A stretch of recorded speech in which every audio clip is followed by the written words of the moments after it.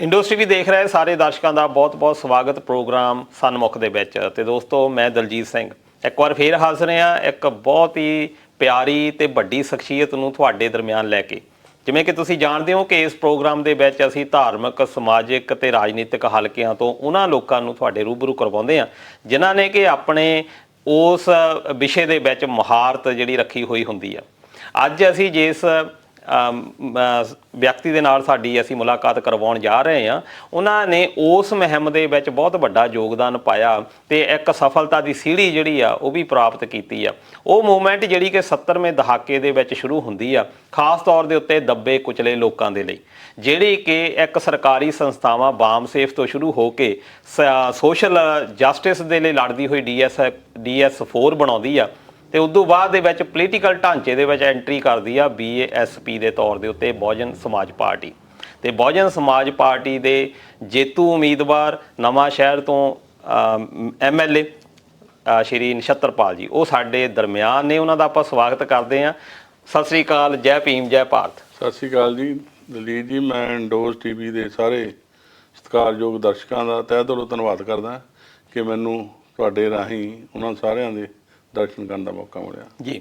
ਤੇ ਮੈਂ ਜੈ ਭੀਮ ਜੈ ਭਾਰਤ ਕਿਹਾ ਤੇ ਇਹ ਜਿਹੜਾ ਇਹ ਸੁਣਨ ਵਿੱਚ ਵੀ ਤੁਹਾਡੇ ਤੋਂ ਹੀ ਪਤਾ ਲੱਗਾ। ਅਸੈਂਬਲੀ ਦੇ ਵਿੱਚ ਤੁਸੀਂ, ਮੈਨੂੰ ਲੱਗਦਾ ਵੀ ਸਭ ਤੋਂ ਪਹਿਲਾਂ ਬੋਲੇ ਆ ਤੇ ਤੁਹਾਡੇ ਤੋਂ ਬਾਅਦ ਫਿਰ ਇਹ ਜਿਹੜਾ ਨਾਰਾ ਫੇਰ ਹੋਇਆ ਤੇ ਉਦੋਂ ਬਾਅਦ ਦੇ ਵਿੱਚ ਡਾਕਟਰ ਬਾਬਾ ਸਾਹਿਬ ਅੰਬੇਡਕਰ ਉਹਨਾਂ ਦੀ ਫੋਟੋ ਵੀ ਸਰਕਾਰ ਨੇ ਲਾਈ ਆ ਤੇ ਭਗਤ ਸਿੰਘ ਉਹਨਾਂ ਦੀ ਫੋਟੋ ਜਿਹੜੀ ਆ ਲਾਈ ਆ।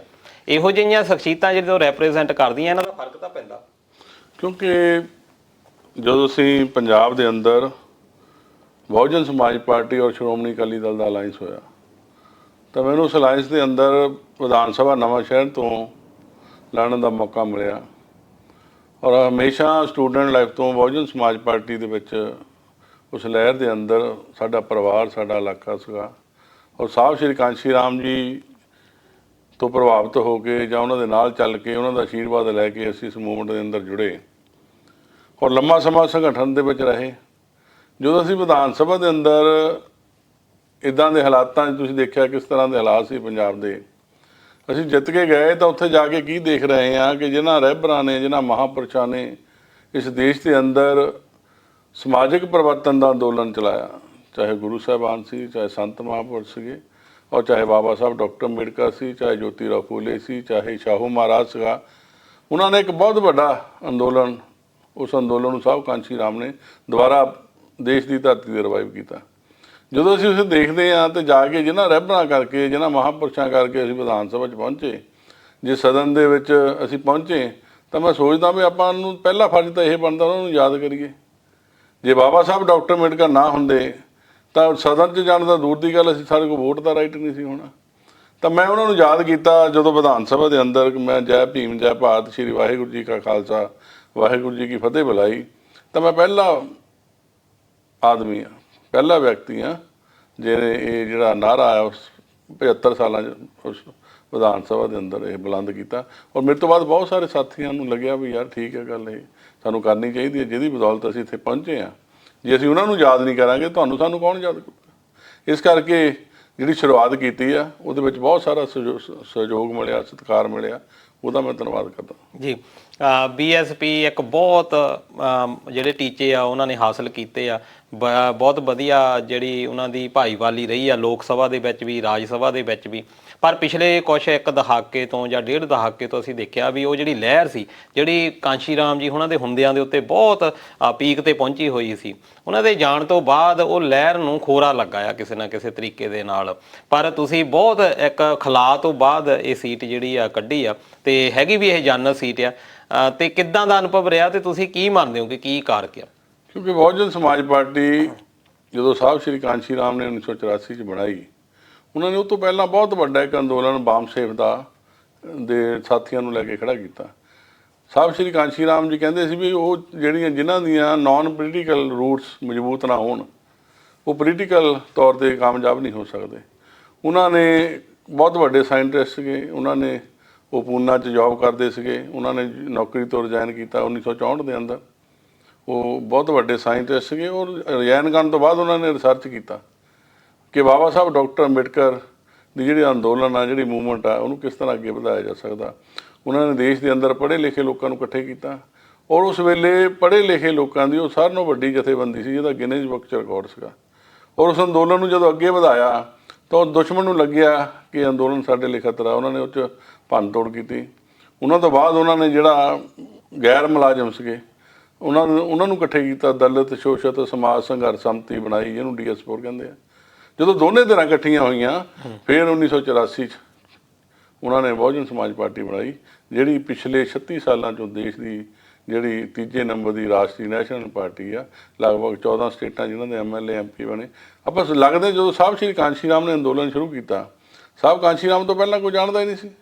ਬਾਬਾ ਸਾਹਿਬ ਡਾਕਟਰ ਅੰਬੇਡਕਰ ਦੀ ਜਿਹੜੀ ਡੈਥ ਆ 6 ਦਸੰਬਰ 1956 'ਚ ਹੋ ਗਈ ਤਾਂ ਲੋਕਾਂ ਨੂੰ ਲੱਗਦਾ ਸੀਗਾ ਵੀ ਬਾਬਾ ਸਾਹਿਬ ਡਾਕਟਰ ਅੰਬੇਡਕਰ ਨੂੰ ਯਾਦ ਨਹੀਂ ਸੀ ਕਰਦੇ। ਸਾਹਿਬ ਕਾਂਸ਼ੀ ਰਾਮ ਨੇ ਦੁਬਾਰਾ ਲੋਕਾਂ ਦੇ ਅੰਦਰ ਉਹ ਅੰਦੋਲਨ, ਉਹ ਆਈਡੀਓਲੋਜੀ ਲਾ ਕੇ ਦੱਸੀ ਤਾਂ ਲੋਕ ਲਾਮਬੰਦ ਹੋਏ। ਔਰ ਬਹੁਤ ਸਾਰੇ ਸਟੇਟਾਂ ਦੇ ਅੰਦਰ, ਪੰਜਾਬ ਤੋਂ ਚੱਲ ਕੇ ਯੂਪੀ, ਬਿਹਾਰ, ਮੱਧ ਪ੍ਰਦੇਸ਼, ਮਹਾਰਾਸ਼ਟਰ, ਤੁਸੀਂ ਜਿੱਥੋਂ ਦੇਖ ਲਓ, ਮਤਲਬ ਜੰਮੂ ਤੋਂ ਲੈ ਕੇ ਕੰਨਿਆ ਕੁਮਾਰੀ ਤੱਕ ਇਹ ਅੰਦੋਲਨ ਸਾਹਿਬ ਸ਼੍ਰੀ ਕਾਂਸ਼ੀ ਰਾਮ ਨੇ ਖੜਾ ਕੀਤਾ ਔਰ ਆਪਣੇ ਜੀਂਦੇ ਜੀ ਉਹਨਾਂ ਨੇ ਨੈਸ਼ਨਲ ਪਾਰਟੀ ਬਣਾਈ। ਬਹੁਤ ਤੁਸੀਂ ਕਿਹਾ ਨਾ ਵੀ ਸਾਹਿਬ ਕਾਂਸ਼ੀ ਰਾਮ ਵੇਲੇ ਬਹੁਤ ਵੱਡੀ ਮੂਵਮੈਂਟ ਖੜੀ ਹੁੰਦੀ ਸੀ। ਸਾਹਿਬ ਕਾਂਸ਼ੀ ਰਾਮ ਜੀ ਜਦੋਂ ਇਸ ਦੁਨੀਆ ਤੋਂ ਗਏ ਤਾਂ ਉਹ ਇਸ ਦੇਸ਼ ਦੇ ਅੰਦਰ ਜੋ ਨੈਸ਼ਨਲ ਪਾਰਟੀ ਦੇ ਕੇ ਗਏ, ਉਹਨਾਂ ਨੇ ਆਪਣੀ ਬਾਂਗਡੋਰ ਭੈਣ ਕੁਮਾਰੀ ਮਾਇਆਵਤੀ ਜੀ ਨੂੰ, ਆਪਣੇ ਜੀਂਦੇ ਜੀ ਉਹਨਾਂ ਨੂੰ ਉੱਤਰਾਧਿਕਾਰੀ ਬਣਾਇਆ। ਭੈਣ ਕੁਮਾਰੀ ਮਾਇਆਵਤੀ ਜਿਹੜੇ ਦੇਸ਼ ਦੇ ਸਭ ਤੋਂ ਵੱਡੇ ਸੂਬੇ ਦੇ 4 ਵਾਰ ਮੁੱਖ ਮੰਤਰੀ ਰਹੇ, ਉਹਨਾਂ ਨੇ ਆਪਣੇ ਰਾਜ ਦੇ ਅੰਦਰ ਉਹਨਾਂ ਸੰਤਾਂ ਦੇ, ਉਹਨਾਂ ਮਹਾਂਪੁਰਸ਼ਾਂ ਦੇ, ਉਹਨਾਂ ਰਹਿਬਰਾਂ ਦੇ ਨਾਂ 'ਤੇ ਜ਼ਿਲ੍ਹੇ ਬਣਾਏ, ਯੂਨੀਵਰਸਿਟੀਆਂ ਬਣਾਈਆਂ, IIT ਬਣਾਏ, PCSIS ਕੋਚਿੰਗ ਸੈਂਟਰ ਬਣਾਏ। ਜਿਹੜੇ ਬੇਜ਼ਮੀਨੇ ਲੋਕ ਸੀ, ਜਿਹੜੀ ਸਰਕਾਰੀ ਜ਼ਮੀਨਾਂ ਖਾਲੀ ਪਈਆਂ ਸੀਗੀਆਂ, ਉਹਨਾਂ ਨੂੰ ਬੇਜ਼ਮੀਨੇ ਲੋਕਾਂ 'ਚ ਵੰਡਿਆ। ਬਹੁਤ ਸਾਰੇ ਅੱਜ ਵੀ ਤੁਸੀਂ ਦੇਖੋ ਗੰਗਾ ਜਮਨਾ ਐਕਸਪ੍ਰੈਸਵੇ ਉਹਨਾਂ ਨੇ ਬਣਾਇਆ, ਉਹਨੂੰ ਅੱਜ ਵੀ ਚੇਤੇ ਕੀਤਾ ਜਾਂਦਾ। ਔਰ ਜਿਹੜੀ ਲਹਿਰ ਸਾਹਿਬ ਕਾਂਸ਼ੀ ਰਾਮ ਦੇ ਵੇਲੇ 1 ਕਰੋੜ 64-65 ਲੱਖ ਦੇ ਵੋਟਾਂ ਸਾਨੂੰ ਉਦੋਂ ਪੈਂਦੀਆਂ ਸੀ, ਜਦੋਂ ਭੈਣ ਜੀ ਦੀ ਅਗਵਾਈ 'ਚ ਇਹ ਬਣੀ ਤਾਂ 2 ਕਰੋੜ 35 ਲੱਖ ਵੋਟਾਂ ਤੱਕ ਲੈ ਕੇ ਗਏ ਉਹ। 65 70 75 ਲੱਖ ਵੋਟਾਂ ਦਾ ਇਜ਼ਾਫਾ ਭੈਣ ਕੁਮਾਰੀ ਮਾਇਆਵਤੀ ਜੀ ਨੇ ਕੀਤਾ, ਕਿਉਂਕਿ ਉਹ ਆਈਡੀਓਲੋਜੀਕਲੀ ਤਿਆਰ ਆ। ਲੋਕਾਂ ਨੂੰ ਉਹਨਾਂ ਨੇ ਆਪਣਾ ਜੋ ਵਿਜ਼ਨ ਸੀਗਾ, ਬਹੁਜਨ ਹਤਾਏ ਸਰਬਜਨ ਸਿਖਾਏ ਦਾ ਜੋ ਵਿਜ਼ਨ ਸੀਗਾ, ਜੋ ਲੋਕਾਂ ਨੂੰ ਦਿੱਤਾ, ਉਹਨੂੰ ਲੋਕਾਂ ਨੇ ਐਕਸੈਪਟ ਕੀਤਾ। ਔਰ ਤੁਸੀਂ ਦੇਖੋ law and order the problem, ਜੇ ਤੁਸੀਂ ਕਿਸੇ ਵੀ ਆਉਣ ਵਾਲੇ ਸਮੇਂ 'ਚ ਕਿਸੇ ਨੂੰ ਵੀ ਪੁੱਛੋ ਵੀ UP the Ki position, law and order ਕਿਹਨੇ ਮੇਨਟੇਨ ਕੀਤਾ, ਉਹ ਦੱਸੋਗੇ ਭੈਣ ਕੁਮਾਰੀ ਮਾਇਆਵਤੀ ਨੇ ਕੀਤਾ। ਔਰ ਤੁਸੀਂ ਦੇਖੋ ਉੱਥੇ ਦਾ ਕਿਸਾਨ ਜਿਹੜਾ ਸੀਗਾ, ਜਿਹੜੇ ਗੰਨੇ ਦਾ ਰੇਟ ਉਸ ਵੇਲੇ ਭੈਣ ਕੁਮਾਰੀ ਮਾਇਆਵਤੀ ਜੀ ਯੂਪੀ ਦੇ ਅੰਦਰ ਦੇਖੋ ਅੱਜ ਵੀ ਨਹੀਂ ਦੇ ਰਹੇ, ਕੋਈ ਕਿਤੇ ਨਹੀਂ ਦੇ ਰਹੇ, ਸਾਡੇ ਸਟੇਟਾਂ 'ਚ ਨਹੀਂ ਦੇ ਰਹੇ। ਪਰ ਉੱਥੇ ਦੇ ਬਹੁਤ ਸਾਰੇ ਲੋਕਾਂ ਦੇ ਜਿਹੜੇ ਭੱਲੇ ਦੇ ਕੰਮ ਸੀਗੇ ਉਹ ਕੀਤੇ। ਉਹੀ ਸਾਡਾ ਵਿਜ਼ਨ, ਉਹੀ ਸਾਡੀ ਆਈਡੀਓਲੋਜੀ ਹੈ, ਉਹੀ ਜੇ ਕਿਤੇ ਵੀ ਸਾਡੀ ਸਰਕਾਰ ਬਣਦੀ ਆ ਤਾਂ ਉੱਥੇ ਅਸੀਂ ਉਹਨੂੰ ਇੰਪਲੀਮੈਂਟ ਕਰਾਂਗੇ। ਇਹਦੇ ਕਰਕੇ ਦੂਜੀਆਂ ਪਾਰਟੀਆਂ ਨੂੰ ਖਤਰਾ ਰਹਿੰਦਾ ਵੀ ਜਿਸ ਤਰ੍ਹਾਂ ਬਹੁਜਨ ਸਮਾਜ ਪਾਰਟੀ ਨੇ ਯੂਪੀ ਦੇ ਅੰਦਰ ਦੂਸਰੀਆਂ ਪਾਰਟੀਆਂ ਨੂੰ ਖਤਮ ਕੀਤਾ, ਵੀ ਇਹਨਾਂ ਨੂੰ ਕਿਸੇ ਨਾ ਕਿਸੇ ਤਰ੍ਹਾਂ ਰੋਕਿਆ ਜਾਵੇ। ਨਹੀਂ ਤਾਂ ਸਾਡੇ ਨਾਲੋਂ ਵਧੀਆ ਆਈਡੀਓਲੋਜੀ ਕਿਹਦੀ ਹੈ? ਸਾਹਿਬ ਕਾਂਸ਼ੀ ਰਾਮ ਨੇ ਜਿਹੜਾ ਅੰਦੋਲਨ ਸੀ, ਸਾਡੇ ਗੁਰੂ ਸਾਹਿਬਾਨ ਨੇ ਇਸ ਦੇਸ਼ ਦੇ ਵਿੱਚ ਸਰਬ ਸਾਂਝੀਵਾਲਤਾ ਦਾ ਅੰਦੋਲਨ ਚਲਾਇਆ, ਉਹਨੂੰ ਲੋਕਾਂ ਦੇ ਅੰਦਰ ਲੈ ਕੇ ਗਏ। ਮੈਂ ਦੱਸਦਾ ਸੀਗਾ ਵੀ ਜਦੋਂ ਪੰਜਾਬ ਦੇ ਅੰਦਰ ਸਾਹਿਬ ਕਾਂਸ਼ੀ ਰਾਮ ਜੀ ਨੇ ਮੂਵਮੈਂਟ ਖੜੀ ਕੀਤੀ ਤਾਂ ਸਾਡੇ ਪਰਿਵਾਰਾਂ ਦੇ ਅੰਦਰ, ਸਾਡੇ ਘਰਾਂ 'ਚ ਸਾਡੀਆਂ ਚਾਚੀਆਂ, ਤਾਈਆਂ, ਭੂਆ, ਮਾਮੀਆਂ ਦੇ ਜਿਹੜੇ ਫੇਰੇ ਹੁੰਦੇ ਸੀ ਉਹ ਬੇਦੀ ਦੇ ਫੇਰੇ ਹੁੰਦੇ ਸੀ, ਕੋਈ ਨਹੀਂ ਸੀ ਪੁੱਛਦਾ। ਕਾਂਸ਼ੀ ਰਾਮ ਸਾਹਿਬ ਨੇ ਇੱਕ ਆਈਡੀਓਲੋਜੀ ਦਿੱਤੀ, ਗੁਰੂ ਗ੍ਰੰਥ ਸਾਹਿਬ ਦਾ ਸਿਧਾਂਤ ਸਾਨੂੰ ਸਮਝਾਇਆ। ਉਸ ਤੋਂ ਬਾਅਦ ਗੁਰੂ ਗ੍ਰੰਥ ਸਾਹਿਬ ਵੱਲ ਨੂੰ ਚੱਲੇ। ਉਹ ਗੁਰੂ ਰਵਿਦਾਸ ਜੀ ਦੀ ਬਾਣੀ ਦੇ ਨਾਲ ਲੋਕਾਂ ਦਾ ਪਿਆਰ ਸਤਿਕਾਰ ਤਾਂ ਜ਼ਰੂਰ ਸੀਗਾ, ਪਰ ਆਈਡੀਓਲੋਜੀਕਲੀ ਜਿਹੜੇ ਗੁਰੂ ਗ੍ਰੰਥ ਸਾਹਿਬ ਦੇ ਨਾਲ ਸਾਹਿਬ ਕਾਂਸ਼ੀ ਰਾਮ ਦੇ ਮੂਵਮੈਂਟ ਕਰਕੇ ਲੋਕ ਲੱਗੇ। ਅੱਜ ਤੁਸੀਂ ਦੇਖੋ ਸਾਹਿਬ ਸ਼੍ਰੀ ਕਾਂਸ਼ੀ ਰਾਮ ਨੇ ਇਸ ਦੇਸ਼ ਦੀ ਪਾਰਲੀਮੈਂਟ 'ਚ ਰਿਕਾਰਡਡ ਆ, ਕੋਈ ਬੰਦਾ ਨਹੀਂ ਅੱਜ ਤੱਕ ਬੋਲ ਸਕਿਆ। ਵੱਡੇ ਸਾਡੇ ਆਗੂ ਗਏ, ਲੀਡਰ ਗਏ, ਜਿਨ੍ਹਾਂ ਦੀ ਜ਼ਿੰਮੇਵਾਰੀ ਬਣਦੀ ਸੀ, ਤਾਂ ਉਹਨਾਂ ਨੂੰ ਪੁੱਛਿਆ ਕਿਸੇ ਨੇ ਵੀ ਤੁਹਾਡਾ ਕੋਈ ਚੋਣੀ ਮੈਨੀਫੈਸਟੋ ਤੁਸੀਂ ਨਹੀਂ ਰਿਲੀਜ਼ ਕਰਦੇ, ਤਾਂ ਸਾਹਿਬ ਸ਼੍ਰੀ ਕਾਂਸ਼ੀ ਰਾਮ ਨੇ ਦੇਸ਼ ਦੀ ਪਾਰਲੀਮੈਂਟ 'ਚ ਕਿਹਾ ਸੀ ਵੀ ਮੇਰਾ ਚੋਣ ਮੈਨੀਫੈਸਟੋ ਸ਼੍ਰੀ ਗੁਰੂ ਗ੍ਰੰਥ ਸਾਹਿਬ ਆ। ਅੱਜ ਤੱਕ ਨਹੀਂ ਕਿਸੇ ਨੇ ਕਿਹਾ, ਅਸੀਂ ਪ੍ਰਚਾਰ ਹੀ ਨਹੀਂ ਸਕੇ। ਹਾਂ, ਇਹ ਪ੍ਰਚਾਰ ਦੀ ਜਿਹੜੀ ਇਹ ਘਾਟ ਹੈ ਜ਼ਰੂਰ ਹੈ। ਜਿੱਦਾਂ ਤੁਹਾਡੀ ਮੈਂ ਸਪੀਚ ਵੀ ਸੁਣਦੀ ਸੀ, ਨਿਗਾਹ ਰੱਖਦੇ ਹਾਂ ਅਸੀਂ ਅਸੈਂਬਲੀ ਦੇ ਵਿੱਚ ਕੀ ਹੋ ਰਿਹਾ, ਤੁਸੀਂ ਬਹੁਤ ਵੱਡੇ ਵਿਸ਼ਿਆਂ ਦੇ ਉੱਤੇ ਬੋਲੇ ਹੋ। ਜਿਵੇਂ ਕਿ ਕਹਿ ਦਿੱਤਾ ਜਾਂਦਾ ਕਿ ਇਹ ਜਿਹੜੀ ਬਹੁਜਨ ਪਾਰਟੀ ਆ, ਇਹ ਪਾਰਟੀ ਜਿਹੜੀ ਆ ਇੱਕ ਖਾਸ ਵਰਗ ਦੇ ਨਾਲ ਸੰਬੰਧਿਤ ਆ, ਇਹ ਕਿਸੇ ਹੋਰ ਦੇ ਬਾਰੇ ਗੱਲ ਨਹੀਂ ਕਰਦੀ। ਤੁਸੀਂ ਜ਼ਿਕਰ ਵੈਸੇ ਆਲਰੇਡੀ ਕਰ ਦਿੱਤਾ ਕਿ ਬਹੁਜਨ ਸਮਾਜ ਪਾਰਟੀ ਜਿਹੜੇ ਸੰਸਥਾਪਕ ਸੀਗੇ ਬਾਬੂ ਕਾਂਸ਼ੀ ਰਾਮ ਜੀ, ਉਹ ਤਾਂ ਕਹਿੰਦੇ ਆ ਵੀ ਸਾਡਾ ਚੋਣ ਮੈਨੀਫੈਸਟੋ ਜਿਹੜਾ ਆ ਉਹ ਗੁਰੂ ਗ੍ਰੰਥ ਸਾਹਿਬ ਆ। ਫਿਰ ਬੰਦੀ ਸਿੰਘਾਂ ਦਾ ਮਸਲਾ ਵੀ ਤੁਸੀਂ ਚੱਕਦੇ ਹੋ, ਪਰ ਫਿਰ ਵੀ ਇਹ ਲੋਕਾਂ ਤੱਕ ਪ੍ਰਚਾਰਿਆ ਕਿਉਂ ਨਹੀਂ ਜਾਂਦਾ? ਕਿਉਂਕਿ ਕਿਤੇ ਨਾ ਕਿਤੇ ਸਾਨੂੰ ਲੱਗਦਾ ਵੀ ਸਾਨੂੰ ਜਿਹੜਾ ਜਿਸ ਤਰ੍ਹਾਂ ਤੁਸੀਂ ਸਹਿਯੋਗ ਕਰਦੇ ਆ ਮੀਡੀਆ ਦਾ, ਇਸ ਤਰ੍ਹਾਂ ਸਾਨੂੰ ਸਹਿਯੋਗ ਕਿਤੇ ਨਾ ਕਿਤੇ ਘੱਟ ਮਿਲਦਾ। ਕਿਉਂਕਿ ਅਸੀਂ ਪੰਜਾਬ ਦੀ ਅਸੈਂਬਲੀ 'ਚ ਮੈਂ 36-37 ਵਾਰ ਬੋਲਿਆ, ਪੰਜਾਬ ਦੇ ਜਿੱਤ ਕੇ ਤਾਂ ਮੈਂ ਨਵਾਂ ਸ਼ਹਿਰ ਹੋ ਗਿਆ, ਮੇਰਾ ਫਰਜ਼ ਬਣਦਾ ਨਵਾਂ ਸ਼ਹਿਰ ਦੇ ਲੋਕਾਂ ਦੀ ਜਿਨ੍ਹਾਂ ਨੇ ਮੇਰਾ ਬਹੁਤ ਵੱਡੇ ਲੈਵਲ 'ਤੇ ਸਾਥ ਦਿੱਤਾ, ਉਹਨਾਂ ਦਾ ਸਤਿਕਾਰ ਕਰਦਾ, ਉਹਨਾਂ ਦੇ ਮਾਮਲੇ ਰੱਖਾਂ। ਪਰ ਨਵਾਂ ਸ਼ਹਿਰ ਦੇ ਮਾਮਲੇ ਜਦੋਂ ਅਸੀਂ ਚੱਕਦੇ ਹਾਂ, ਚਾਹੇ ਉੱਥੇ ਨਹਿਰੂ ਗੇਟ ਦਾ ਮਾਮਲਾ ਸੀ, ਚਾਹੇ ਮਿੱਲ ਦਾ ਮਾਮਲਾ ਸੀ, ਚਾਹੇ ਸੜਕਾਂ ਦੇ ਮਾਮਲੇ ਸੀਗੇ, ਚਾਹੇ ਕੂੜੇ ਦੇ ਡੰਪ ਦਾ ਮਾਮਲਾ ਸੀ, ਮੈਡੀਕਲ ਕਾਲਜ ਦਾ ਮਾਮਲਾ ਸੀਗਾ, ਅਸੀਂ ਪੰਜਾਬ ਦੀ ਅਸੈਂਬਲੀ 'ਚ ਰੱਖੇ ਸਮੇਂ 'ਤੇ ਜਿਹੜੀਆਂ ਕੋਈ ਵੀ ਪ੍ਰੋਬਲਮ ਆਉਂਦੀਆਂ ਸੀ ਸਰਕਾਰ ਨੇ ਸਾਨੂੰ ਉੱਥੇ ਕੋਆਪਰੇਟ ਕੀਤਾ, ਉਹ ਕਈ ਮਾਮਲੇ ਅਸੀਂ ਹੱਲ ਕਰਾਉਣ 'ਚ ਕਾਮਯਾਬ ਹੋਏ। ਪਰ ਜਦੋਂ ਅਸੀਂ ਦੇਖਦੇ ਹਾਂ ਪੂਰੇ ਸੂਬੇ ਦੀ ਗੱਲ ਕੌਣ ਕਰੂਗਾ? ਪੂਰੇ ਸੂਬੇ ਦੇ ਅੰਦਰ ਜਦੋਂ ਵੀ ਕਿਤੇ ਕਿਸਾਨਾਂ 'ਤੇ ਲਾਠੀਚਾਰਜ ਹੁੰਦਾ, ਗਰੀਬ ਮਜ਼ਦੂਰਾਂ 'ਤੇ ਲਾਠੀਚਾਰਜ ਹੁੰਦਾ, ਅੱਜ ਹਾਲਾਤ ਦੇਖੋ, ਝੋਨਾ ਨਹੀਂ ਚੱਕਿਆ ਜਾ ਰਿਹਾ ਮੰਡੀਆਂ 'ਚੋਂ, ਕਿਸਾਨ ਜਿਹੜਾ ਤਰਾਹ ਕਰ ਰਿਹਾ, ਇਹ ਕਿਹਦੀ ਜ਼ਿੰਮੇਵਾਰੀ ਹੈ? ਇਹਨਾਂ ਦੀ ਗੱਲ ਕੌਣ ਉਠਾਊਗਾ? ਬਹੁਤ ਸਾਰੇ ਲੋਕਾਂ ਦੇ ਰਾਸ਼ਨ ਕਾਰਡ ਕੱਢ ਦਿੱਤੇ, 12.5 ਲੱਖ ਲੋਕਾਂ ਦੇ ਰਾਸ਼ਨ ਕਾਰਡ ਕੱਢ ਦਿੱਤੇ, ਕੌਣ ਬੋਲੇ? ਅਸੀਂ ਬੋਲੇ, ਕੋਈ ਨਹੀਂ ਖੜਿਆ। ਇਸ ਤਰ੍ਹਾਂ ਜਦੋਂ ਵੀ ਕਿਤੇ ਮਜ਼ਦੂਰਾਂ 'ਤੇ ਲਾਠੀਚਾਰਜ ਹੋਇਆ ਅਸੀਂ ਬੋਲੇ। ਔਰ ਮੈਂ ਇੱਕ ਵਾਰ ਤੁਹਾਨੂੰ ਦੱਸਣਾ ਚਾਹਾਂਗਾ ਵੀ ਮੇਰੇ ਕੋਲ ਬਹੁਤ ਸਾਰੇ ਸਾਥੀ ਆਏ ਚੰਡੀਗੜ੍ਹ 'ਚ, ਜਿਹੜਾ ਮੋਹਾਲੀ 'ਚ ਲੋਕ ਇਨਸਾਫ ਮੋਰਚਾ ਲੱਗਿਆ ਸੀ ਵੀ ਬੰਦੀ ਸਿੰਘਾਂ ਦੀ ਰਿਹਾਈ ਲਈ, ਤਾਂ ਉਹਨਾਂ ਨੇ ਕਿਹਾ ਵੀ ਅਸੀਂ ਬਹੁਤ ਸਾਰੇ MLAs ਨੂੰ ਇਹ ਮੈਮੋਰੈਂਡਮ ਦਿੱਤਾ ਵੀ ਤੁਹਾਨੂੰ ਵੀ ਤੁਸੀਂ ਜਦੋਂ ਬੋਲਣਗੇ ਤੁਸੀਂ ਸਾਥ ਦਿਓ। ਤਾਂ ਮੈਂ ਪਹਿਲੇ ਦਿਨ ਦੇਖਿਆ, ਦੂਜੇ ਦਿਨ ਦੇਖਿਆ, ਕੋਈ ਨਾ ਬੋਲਿਆ, ਤੀਸਰੇ ਦਿਨ ਫਿਰ ਮੈਂ ਬੋਲਿਆ। ਪਹਿਲਾ ਬੰਦਾ ਆ ਜਿਹਨੇ ਮੈਂ ਉਹ ਬੰਦੀ ਸਿੰਘ ਜਿਹੜੇ, ਜਦੋਂ ਮੈਂ ਕਿਹਾ ਵੀ ਮਾਨਯੋਗ ਸਪੀਕਰ ਸਾਹਿਬ, ਜਦੋਂ ਦੇਸ਼ ਦਾ ਸੰਵਿਧਾਨ ਕਹਿੰਦਾ ਵੀ ਜਿਹੜੀ ਕਿਸੇ ਦੀ ਸਜ਼ਾ ਜਿਹਨੂੰ ਜਿੰਨੀ ਮਿਲੀ ਆ, ਜਦੋਂ ਉਹ ਪੂਰੀ ਹੋ ਜਾਵੇ ਤਾਂ ਉਹਨੂੰ ਰਿਹਾ ਕਰਨਾ ਚਾਹੀਦਾ। ਵੀ 27 ਸਾਲ ਦੇ ਲੋਕ ਜਿਹੜੇ ਆ ਉਹ ਜੇਲ੍ਹਾਂ ਦੇ ਅੰਦਰ ਬੈਠੇ ਆ, ਵੀ ਉਹਨਾਂ ਨੂੰ ਰਿਹਾ ਕਿਉਂ ਨਹੀਂ ਰਿਹਾ ਕਰ ਰਹੇ? ਉਹਦੇ ਵਿੱਚ ਮੈਂ 22 ਨੇਮ ਕੱਲੇ ਬੰਦੇ 10 ਬੰਦਿਆਂ ਦੇ ਨਾਂ ਲੈ ਕੇ ਬੋਲਣ ਵਾਲਾ ਮੈਂ ਪਹਿਲਾ ਬੰਦਾ ਵੀ ਜਿਹਨੇ ਕਿਹਾ ਇਹਨਾਂ ਨੂੰ ਰਿਹਾ ਕਰੋ। ਔਰ ਉਹ ਚੱਲਿਆ। ਮੈਂ ਦੱਸਿਆ ਵੀ ਸਾਡੀ ਸਰਕਾਰ ਸੀ ਯੂਪੀ ਦੇ ਅੰਦਰ, ਉੱਥੇ ਵੀ ਜਿਹੜੇ ਪੰਜਾਬ ਦੇ ਲੋਕ ਸਾਹਿਬ ਕਾਂਸ਼ੀ ਰਾਮ ਜੀ ਕੋ ਗਏ ਵੀ ਇੱਦਾਂ ਦਾ ਕਰਕੇ ਇੱਥੇ ਸਾਡੇ ਉਹ ਲੋਕ ਆ ਜਿਨ੍ਹਾਂ ਦੀ ਸਜ਼ਾ ਪੂਰੀ ਹੋ ਗਈ ਹੈ ਪਰ ਉਹ ਰਿਹਾ ਨਹੀਂ ਹੋ ਰਿਹਾ। ਤਾਂ ਸਾਹਿਬ ਕਾਂਸ਼ੀ ਰਾਮ ਨੇ ਭੈਣ ਕੁਮਾਰੀ ਮਾਇਆਵਤੀ ਦੀ ਸਰਕਾਰ ਦੇ ਅੰਦਰ ਇੱਕ ਬੋਰਡ ਬਣਾਇਆ, ਬੋਰਡ ਦੇ ਨਾਲ ਜਿਹੜਾ ਉੱਥੇ ਮੇਜਰ ਸਿੰਘ ਨਾਂ ਦਾ ਵਿਅਕਤੀ ਉਹ ਛੱਡਿਆ ਗਿਆ। ਉਹ ਮੈਨੂੰ ਜਿਹੜੇ ਉਸ ਵੇਲੇ ਆਗੂ ਗਏ ਸੀ ਉਹ ਨਹੀਂ ਦੱਸਿਆ, ਉਹਨਾਂ ਨੇ ਕਿਹਾ ਵੀ ਸਾਡੇ ਕੋਲ ਰਿਕਾਰਡ ਆ, ਅਸੀਂ ਛਡਾ ਕੇ ਲਿਆਏ ਸੀਗੇ। ਵੀ ਜਦ ਮੈਂ ਕਿਹਾ ਯੂਪੀ ਦੀ ਸਰਕਾਰ ਛੱਡ ਸਕਦੀ ਭੈਣ ਕੁਮਾਰੀ ਮਾਇਆਵਤੀ ਦੀ, ਤਾਂ ਪੰਜਾਬ ਦੀ ਸਰਕਾਰ ਕਿਉਂ ਨਹੀਂ ਛੱਡ ਸਕਦੀ? ਕਿਉਂਕਿ ਇਹ ਬਹੁਤ ਸਾਰੇ ਮਾਮਲੇ ਸੀਗੇ, ਚਾਹੇ ਉਹ ਪਾਣੀ ਦਾ ਮਾਮਲਾ ਆ, ਚਾਹੇ ਉਹ ਪੈਸਟੀਸਾਈਡ ਦਾ ਮਾਮਲਾ ਆ, ਚਾਹੇ ਸਾਡਾ ਜਿਹੜੀਆਂ ਫਸਲਾਂ ਦਾ ਮੁੱਲ MSP ਦਾ ਮਾਮਲਾ ਆ, ਚਾਹੇ ਸਾਡਾ ਵਪਾਰ ਆ ਜਿਹੜਾ ਦੂਜੇ ਦੇਸ਼ਾਂ ਦੇ ਨਾਲ ਸਿੱਧਾ ਕਰਨ ਦਾ, ਸਾਡਾ ਲਾਂਘਾ ਖੋਲ੍ਹਣ ਦਾ ਗੱਲ ਆਈ, ਤਾਂ ਅਸੀਂ ਹਮੇਸ਼ਾ ਇਸ ਮਾਮਲੇ 'ਤੇ ਚੱਕਿਆ। ਪਰ ਉਹ ਮੈਂ ਤੁਹਾਡਾ ਧੰਨਵਾਦ ਕਰਦਾ, ਤੁਸੀਂ ਚਲੋ ਅੱਜ ਸਾਨੂੰ ਸਮਾਂ ਦਿੱਤਾ, ਮੌਕਾ ਦਿੱਤਾ ਵੀ ਆਪਾਂ ਆਪਣੀ ਗੱਲ ਤਾਂ ਸਾਡੀ ਪਹੁੰਚੇ ਕਿਸੇ ਤਰ੍ਹਾਂ। ਉੱਥੇ ਜਿਹੜੀ ਕੋਈ ਗੱਲ ਨਹੀਂ ਕੋਈ ਕਰਦਾ ਉਹਨਾਂ ਨੂੰ ਦਿਖਾਇਆ ਜਾਂਦਾ, ਔਰ ਜਦੋਂ ਅਸੀਂ ਕੋਈ ਗੱਲ ਕਰਦੇ ਜਿਹੜੇ ਕਰਨ ਵਾਲੇ ਬੰਦੇ ਆ ਉਹਨਾਂ ਦੀ ਗੱਲ ਨੂੰ ਦਬਾਇਆ ਜਾਂਦਾ ਕਿਸੇ ਨਾ ਕਿਸੇ ਤਰ੍ਹਾਂ। ਤੇ ਦੋਸਤੋ ਇਹ ਜ਼ਰੂਰ ਗੱਲ ਨੋਟ ਕਰਨ ਵਾਲੀ ਆ, ਚਾਹੇ ਬੰਦੀ ਸਿੰਘਾਂ ਦਾ ਮਾਮਲਾ ਹੋਵੇ, ਚਾਹੇ ਕਿਸਾਨੀ ਦਾ ਮੁੱਦਾ ਹੋਵੇ। ਕੁਝ ਪਾਰਟੀਆਂ ਦਾਅਵਾ ਕਰਦੀਆਂ ਵੀ ਇਹ ਸਾਡੇ ਕਰਕੇ ਇਹ ਚੱਲਦਾ, ਪਰ ਸਾਨੂੰ ਪਾਰਟੀਬਾਜ਼ੀ ਤੋਂ ਉੱਤੇ ਉੱਠ ਕੇ ਵੀ ਦੇਖਣਾ ਚਾਹੀਦਾ ਹੈ ਵੀ ਕੌਣ ਉੱਥੇ ਗੱਲ ਉਠਾ ਰਿਹਾ, ਕਿਉਂਕਿ ਸਾਡੇ ਜਿਹੜੇ ਮਸਲੇ ਆ ਉਹ ਪਾਰਲੀਮੈਂਟ ਤੇ ਅਸੈਂਬਲੀ ਦੇ ਵਿੱਚ ਹੀ ਹੱਲ ਹੋਣੇ ਆ। ਜਿੱਦਾਂ ਅਸੈਂਬਲੀ ਦੇ ਵਿੱਚ ਵੀ ਸ਼ਾਇਦ ਜਦੋਂ ਦਾ ਇਹ ਮੀਡੀਆ ਆਇਆ ਆ, ਅਸੀਂ ਤੁਹਾਨੂੰ ਬੋਲਦੇ ਹੋਏ ਲਾਈਵ ਦੇਖ ਰਹੇ ਆ, ਉਹਦੇ ਨਾਲ ਹੀ ਸਾਨੂੰ ਪਤਾ ਲੱਗਾ ਵੀ MLA ਜਿਹੜਾ ਆ ਇਹਦੇ ਕੋਲ ਮੇਨ ਪਾਵਰ ਜਿਹੜੀ ਅੰਦਰ ਕੁਐਸਚਨਿੰਗ ਦੀ ਆ, ਕਿਉਂਕਿ ਤੁਹਾਡੇ ਜਿਹੜੇ ਕੁਐਸਚਨ ਉਠਾਏ ਹੋਏ ਜਿਹੜੇ ਪ੍ਰਸ਼ਨ ਆ ਉਹਨਾਂ ਦਾ ਜਵਾਬ ਦੇਣਾ ਇੱਕ ਕਾਨੂੰਨਨ ਜਾਂ ਸੰਵਿਧਾਨਕ ਜ਼ਿੰਮੇਵਾਰੀ ਆ ਸਰਕਾਰ ਦੀ। ਅਸੀਂ ਤਾਂ ਇਹੀ ਸਮਝਦੇ ਰਹੇ, ਜੇ ਸਾਡੇ ਲੋਕ ਅਜੇ ਵੀ ਇਹੀ ਸਮਝੀ ਜਾਂਦੇ ਆ ਕਿ ਤੁਹਾਡਾ ਜਿਹੜਾ ਮੁੱਖ ਵਿਸ਼ਾ ਆ ਉਹ ਇਹੀ ਹੈਗਾ ਵੀ ਪਾਥੀਆਂ ਲਈ ਥਾਂ ਦੇਣਾ, ਢੇਰਾਂ ਲਈ ਕੰਮ, ਅਜੇ ਵੀ ਇਦਾਂ ਦੇ ਲੋਕਾਂ ਦੇ ਕੰਮ ਹੁੰਦੇ ਆ, ਜਾਂ ਹੁਣ ਉਹ ਸੋਚਣ ਲੱਗ ਗਏ ਆ ਵੀ MLA ਸਾਡਾ ਕੀ ਕਰ ਸਕਦਾ? ਕਿਉਂਕਿ ਜਿਹੜਾ MLA ਦਾ ਕੰਮ ਆ ਉਹ ਲਾਅ ਮੇਕਰ ਦਾ ਕੰਮ ਆ ਜੀ, ਵੀ ਉਹਨਾਂ ਲੋਕਾਂ ਲਈ ਕਾਨੂੰਨ ਬਣਾਏ ਜਾਣ ਜਿਨ੍ਹਾਂ ਦੀ ਉਹਨਾਂ ਨੂੰ ਜ਼ਰੂਰਤ ਆ।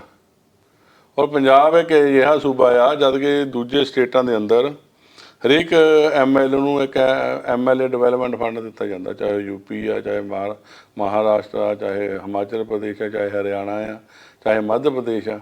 ਉਹ ਪੰਜਾਬ ਇੱਕ ਦਿੱਲੀ ਵੀ ਇਨਕਲੂਡਿੰਗ ਦਿੱਲੀ, ਪੰਜਾਬ ਇੱਕ ਅਜਿਹਾ ਸੂਬਾ ਜਿੱਥੇ MLA ਕੋਲ ਕੋਈ ਡਿਵੈਲਪਮੈਂਟ ਫੰਡ ਨਹੀਂ ਹੈ। ਜੀ, ਇੱਥੇ ਤਾਂ ਇਹੀ ਕਾਰਨ ਹੈ ਵੀ ਹਲਕਾ ਇੰਚਾਰਜ ਗ੍ਰਾਂਟਾਂ ਵੰਡੀ ਜਾਂਦਾ, ਜਿੱਤਿਆ ਹੋਇਆ MLA ਜਿਹੜਾ ਆ ਉਹਦੇ ਕੋਲ। ਮੈਂ ਉਹੀ ਦੱਸਦਾ ਵੀ ਕਨਸਟੀਟਿਊਸ਼ਨ ਕਿੱਥੇ ਰਹਿ ਗਿਆ।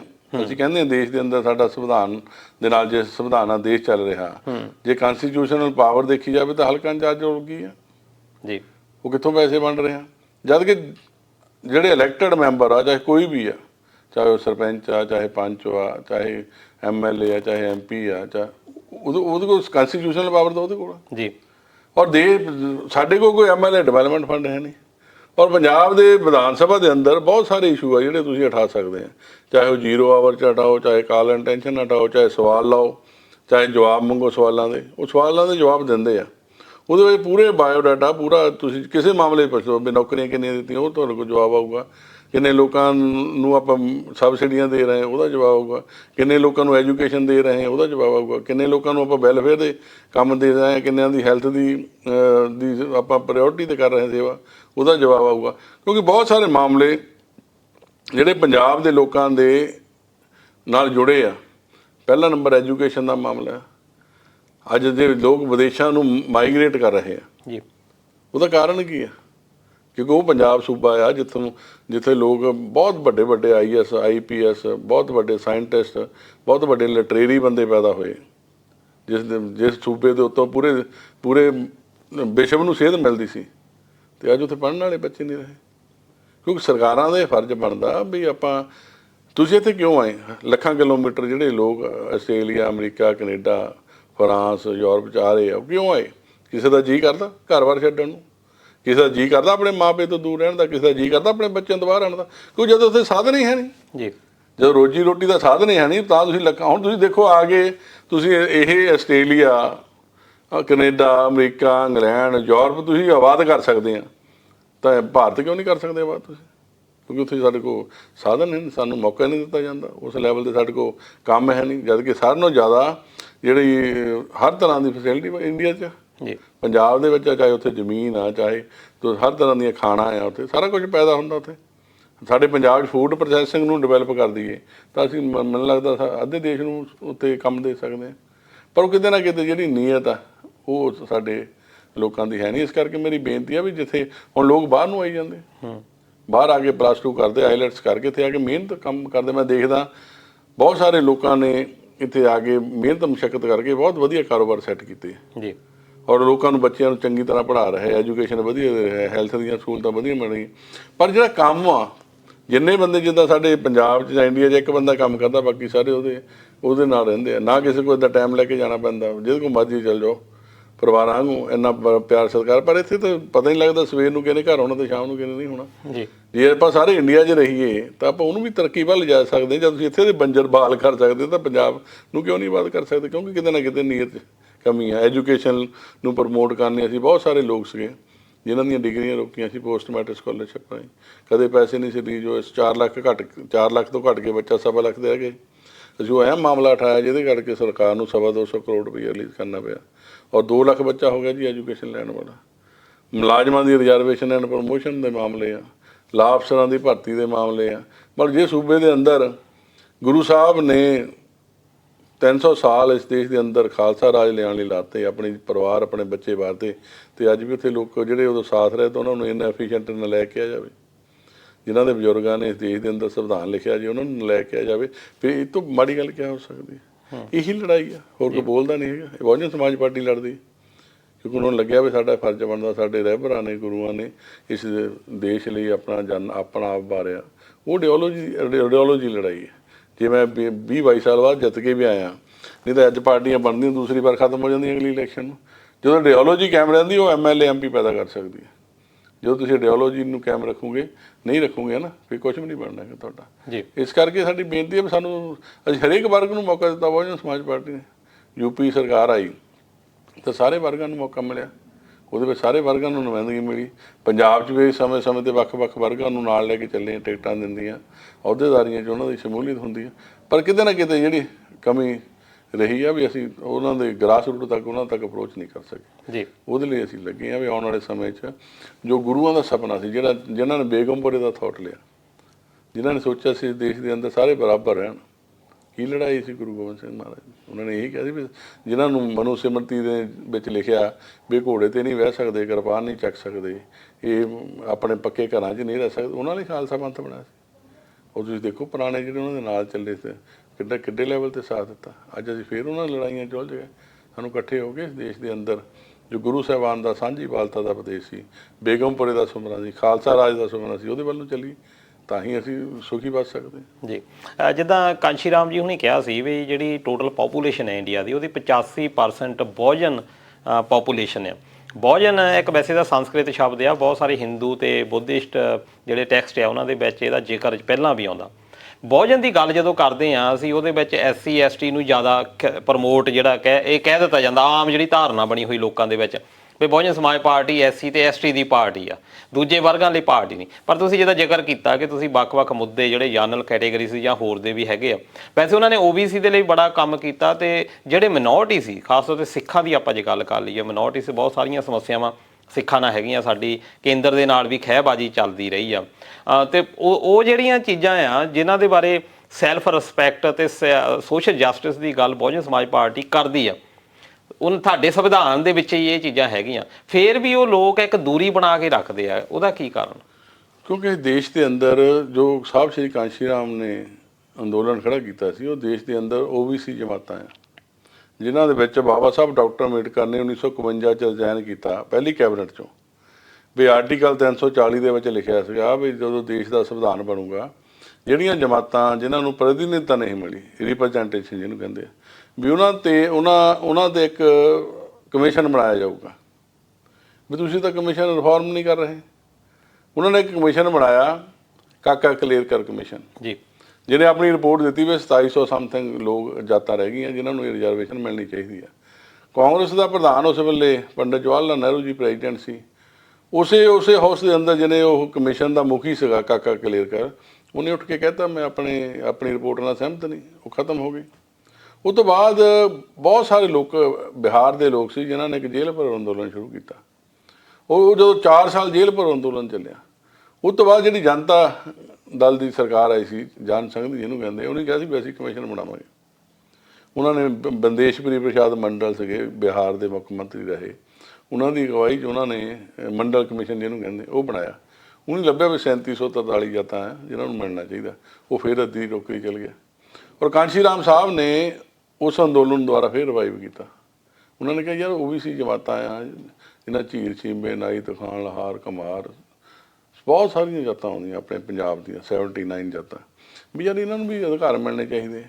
ਉਹ 84 ਦੇ ਅੰਦਰ ਸਾਹਿਬ ਕਾਂਸ਼ੀ ਰਾਮ ਜੀ ਨੇ 6 ਮਹੀਨੇ ਜੇਲ੍ਹ ਭਰੋ ਅੰਦੋਲਨ ਸ਼ੁਰੂ ਕੀਤਾ ਉਹਨਾਂ ਦੇ ਹੱਕ 'ਚ।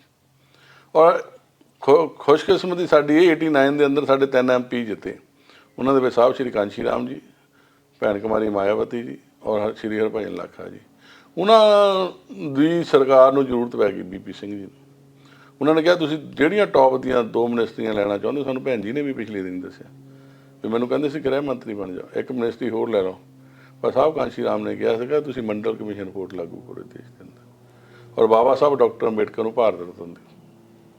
ਤਾਂ BP ਸਿੰਘ ਨੇ ਉਹ ਗੱਲ ਮੰਨੀ, ਔਰ ਪਹਿਲੀ ਵਾਰ ਜਿਹੜੀ 27% ਰਿਜ਼ਰਵੇਸ਼ਨ ਜਿਹੜੀ OBC ਜਮਾਤਾਂ ਨੂੰ ਉਸ ਗਵਰਨਮੈਂਟ ਦੇ ਅੰਦਰ ਮਿਲੀ। ਔਰ ਪਹਿਲਾ ਸੂਬਾ UP ਜਦੋਂ ਭੈਣ ਜੀ ਸਰਕਾਰ ਬਣੀ 2 ਜੂਨ 1995 ਨੂੰ, ਜਿਹਦੇ ਵਿੱਚ ਮੰਡਲ ਕਮਿਸ਼ਨ ਰਿਪੋਰਟ ਲਾਗੂ ਕੀਤੀ। ਜਦ UP ਵਾਲੀ ਸਰਕਾਰ ਕਰ ਸਕਦੀ ਹੈ ਤਾਂ ਬਾਕੀ ਸਰਕਾਰਾਂ ਕਿਉਂ ਨਹੀਂ ਕਰ ਸਕਦੀਆਂ? ਜਿਹੜਾ ਕਿਸੇ ਦਾ ਰਾਈਟ ਆ, ਆਪਾਂ ਕਿਸੇ ਦਾ ਰਾਈਟ ਖੋਣਾ ਥੋੜ੍ਹਾ। ਜਿਹੜੀ ਕਿਸੇ ਦੀ ਰਿਪਰੈਜ਼ੈਂਟੇਸ਼ਨ ਆ, ਪ੍ਰਤੀਨਿਧਤਾ, ਇਹ ਤਾਂ ਸਾਰਿਆਂ ਨੂੰ ਮਿਲੀ। ਕਿਸੇ ਨੂੰ 1909 'ਚ ਮਿਲੀ ਜਿਹੜਾ ਚੇਮਸ ਰਿਫਾਰਮ ਹੋਇਆ, ਕਿਸੇ ਨੂੰ 1919 'ਚ ਮਿਲੀ, ਮਿੰਟੋ ਮੌਲੀ ਰਿਫਾਰਮ ਕਹਿੰਦੇ ਉਹਨੂੰ, ਕਿਸੇ ਨੂੰ 1927 'ਚ ਮਿਲੀ।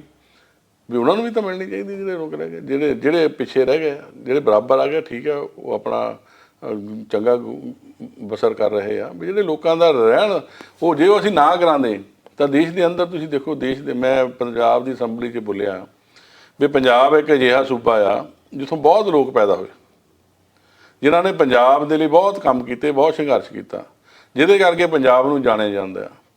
ਮੈਂ ਕਿਹਾ ਵੀ ਜੇ ਆਪਾਂ ਉਹਨਾਂ ਨੂੰ ਨਹੀਂ ਯਾਦ ਕਰ ਸਕਦੇ ਤਾਂ ਸਾਨੂੰ ਕੌਣ ਯਾਦ ਕਰੇਗਾ?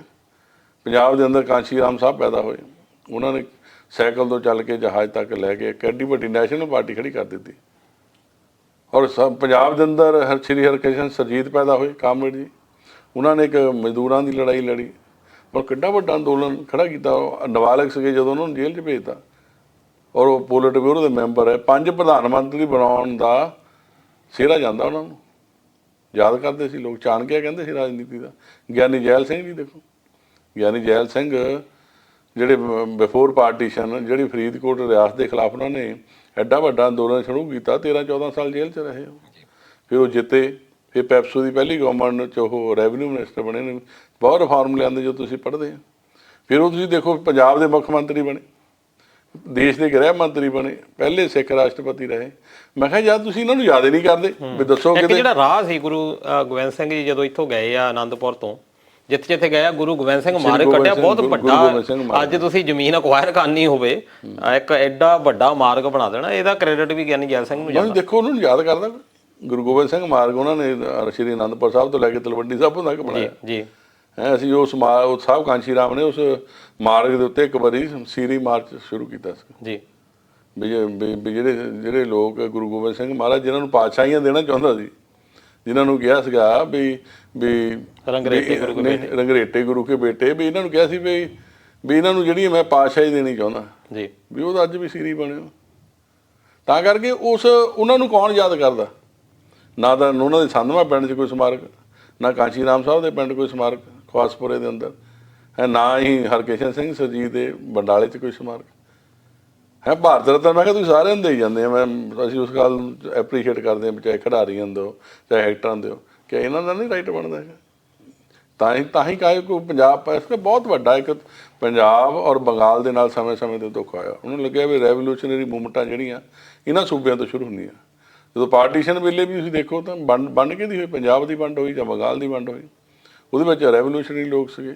ਜਾਂ ਬਾਬਾ ਸਾਹਿਬ ਡਾਕਟਰ ਅੰਬੇਡਕਰ ਉੱਥੋਂ ਜੈਸਰ ਔਰ ਖੋਲਣਾ ਤੋਂ ਜਿੱਤ ਗਏ ਸੀ, ਵੀ ਇਹਨਾਂ ਨੂੰ ਇੱਦਾਂ ਤਾਰ ਪੀਡੋ ਕਰ ਦਿਓ ਆਪਣੀ ਲੜਾਈ ਨਾ ਲੜ ਸਕਣ।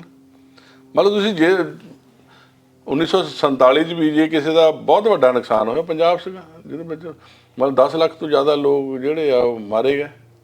ਕਾਹਦੀ ਆਜ਼ਾਦੀ ਹੈ? ਔਰ ਸਾਨੂੰ ਉਹ ਤੋਂ ਬਾਅਦ ਜਿਹੜਾ ਪਹਿਲਾ ਗਵਰਨਰ ਚੰਦੂ ਲਾਲ ਤ੍ਰਿਵੇਦੀ ਆਉਂਦਾ ਪੰਜਾਬ ਦਾ, ਉਹ ਕਹਿੰਦਾ ਸਿੱਖ ਜਰਾਇਮ ਪੇਸ਼ਾ ਕੌਮ ਹੈ। ਮਤਲਬ ਅਸੀਂ ਆਪਣਾ ਆਪ ਵੀ ਗਵਾ ਲਿਆ ਤੇ ਸਾਰਾ ਕੁਝ ਕਰ ਲਿਆ ਸੀ, ਫਿਰ ਜਰਾਇਮ ਪੇਸ਼ਾ ਕੌਮ ਹੈ। ਕੌਣ ਬੋਲਿਆ ਵਿਧਾਨ ਸਭਾ 'ਚ? ਮੈਂ ਹੀ ਬੋਲਿਆ। ਕਿਉਂਕਿ ਜਦੋਂ ਤੁਸੀਂ ਕਿਸੇ ਆਈਡੀਓਲੋਜੀ ਨਾਲ ਜੁੜੇ ਹੁੰਦੇ ਆ, ਜਦੋਂ ਤੁਸੀਂ ਨਿਰਪੱਖ ਹੁੰਦੇ ਆ, ਜਦੋਂ ਤੁਹਾਡੇ ਕਿਸੇ ਕੋਈ ਕਹੇ ਵੀ ਯਾਰ ਤੁਸੀਂ ਲੋਕਾਂ ਦੀ ਗੱਲ ਕਰੋ, ਉਹੀ ਕਰ ਸਕਦੇ ਆ, ਨਹੀਂ ਤਾਂ ਬਾਕੀ ਸਾਥ ਹੀ ਨਹੀਂ ਦਿੰਦਾ ਕੋਈ ਵੀ। ਬਾਹਰ ਤਾਂ ਜ਼ਰੂਰ ਸਾਰਿਆਂ ਨੂੰ ਕਹਿੰਦੇ ਰਹਿੰਦੇ ਵੀ ਅਸੀਂ ਆਹ ਕਰ ਦਿਆਂਗੇ ਉਹ ਕਰ ਦਿਆਂਗੇ, ਜਿੱਥੇ ਲਾ ਬਣਨੇ, ਜਿੱਥੇ ਕਾਨੂੰਨ ਬਣਨਾ, ਉੱਥੇ ਆਪਾਂ ਬੋਲਦੇ ਨਹੀਂ ਹੈਗੇ। ਪੰਜਾਬ ਦੇ ਭਲੇ ਲਈ ਮੇਰੀ ਸਾਰਿਆਂ ਨੂੰ ਬੇਨਤੀ ਆ, ਜਿਹੜੇ ਤੁਹਾਡੇ ਬਹੁਤ ਸੂਝਵਾਨ ਲੋਕ ਆ, ਇੱਥੇ ਆ ਕੇ ਮੈਂ ਦੇਖਦਾ ਇੱਥੇ ਆ ਕੇ ਜ਼ਿਆਦਾ ਅਵੇਅਰਨੈਸ ਹੁੰਦੀ, ਇੱਥੇ ਆ ਕੇ ਸਾਨੂੰ ਪਤਾ ਲੱਗਦਾ ਦੂਜੇ ਨਾਲ ਵੀ ਸਾਡਾ ਰੌਲਾ ਗਿਆ। ਹੁਣ ਤੁਹਾਡੇ ਇੱਥੇ ਦੇ ਜਿਹੜੇ ਵਸਿੰਦੇ ਆ ਉਹਨਾਂ ਨੂੰ ਕਿੰਨੇ ਰਾਈਟ ਆ?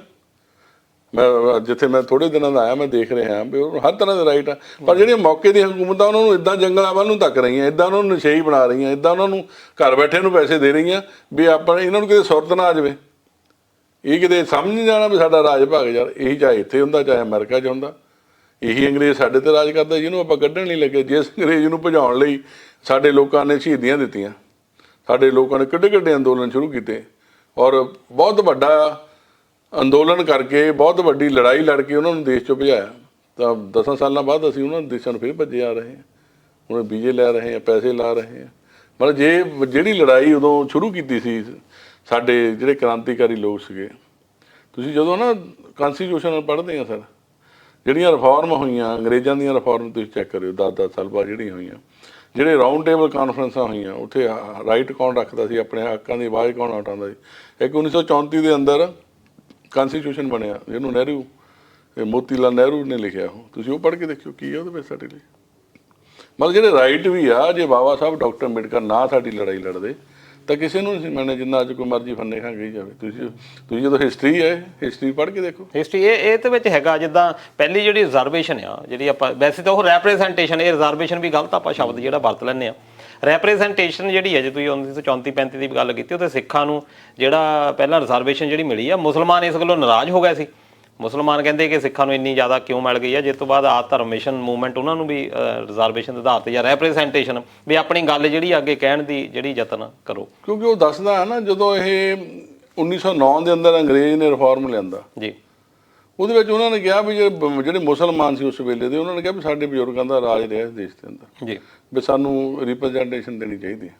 ਪਹਿਲੀ ਵਾਰ 25 ਸੀਟਾਂ ਰਿਜ਼ਰਵ ਹੋਈਆਂ, ਉਹਨਾਂ 'ਚੋਂ 6 ਸੀਟਾਂ ਮੁਸਲਮਾਨਾਂ ਲਈ ਰਿਜ਼ਰਵ ਕੀਤੀਆਂ ਉਹਨਾਂ ਨੇ ਜੀ। ਤੇ ਉਹਦੇ ਵਿੱਚ ਇੱਕ ਸੀ ਜਿਹੜੇ ਲੈਂਡਲੋਰਡ ਮੁਸਲਮਾਨ ਲਈ, ਉਹ ਜਦੋਂ ਰਿਫਾਰਮ 1919 'ਚ ਆਉਣਾ ਸੀ, 10 ਸਾਲ ਬਾਅਦ ਆਉਣਾ ਸੀਗਾ।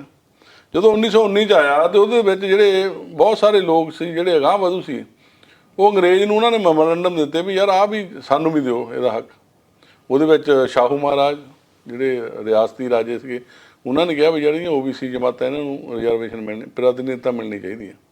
ਔਰ ਉਸ ਵੇਲੇ ਕਾਂਗਰਸ ਨੇ ਵਿਰੋਧ ਕੀਤਾ ਉਹਦਾ। ਉਸ ਵੇਲੇ ਕਾਂਗਰਸ ਦਾ ਪ੍ਰਧਾਨ ਸੀ, ਉਹਨੇ ਕਿਹਾ ਵੀ ਜੇ ਤੇਲੀ ਤੰਬੋਲੀ ਸੰਸਦ ਮੇਂ ਜਾਏਂਗੇ ਤਾਂ ਹਲ ਕੌਣ ਚਲਾਏਗਾ। ਉਸ ਵੇਲੇ ਸਿੱਖਾਂ ਨੇ ਰਿਪਰੈਜ਼ੈਂਟੇਸ਼ਨ ਦਿੱਤੀ ਵੀ ਸਾਨੂੰ ਵੀ ਅਧਿਕਾਰ ਮਿਲਣੇ ਚਾਹੀਦੇ ਆ।